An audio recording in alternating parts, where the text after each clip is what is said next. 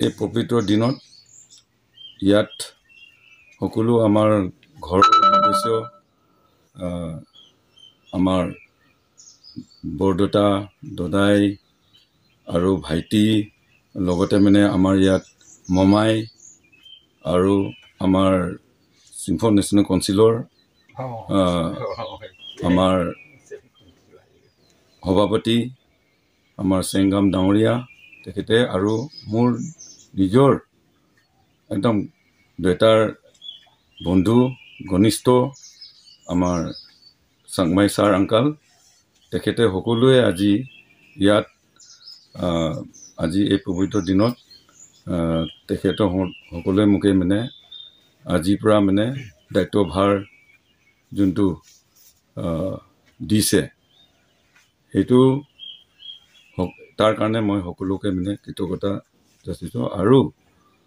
ইয়াত আমাৰ এইটো অঞ্চলত অসমত অৰুণাচলত যিমানখিনি আমাৰ জাতি ভাইকেইটা আছে আমাৰ চিংফৰ পৰা লৈখিনি গোটেই আমাৰ জনগোষ্ঠীবোৰ আছে সকলো লগতে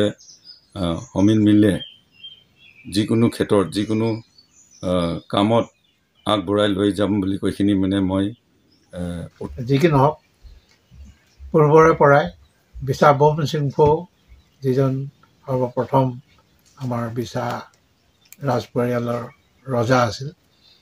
তেওঁৰ পাছত ক্ৰমান্বয়ে তেওঁলোকৰ জ্যেষ্ঠ পুত্ৰসকলে একাধিক্ৰমে এই ৰাজকীয় ভাৰ পালন কৰিছিল। আৰু ঠিক তেনেধৰণৰে আমাৰ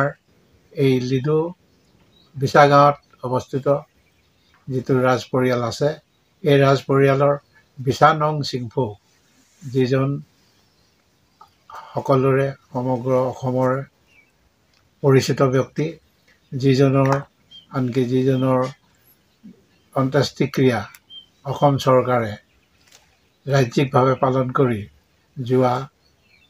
জানুৱাৰী মাহৰ 15 তাৰিখে তেওঁ ইহলীলা সম্পন্ন কৰিছিলে।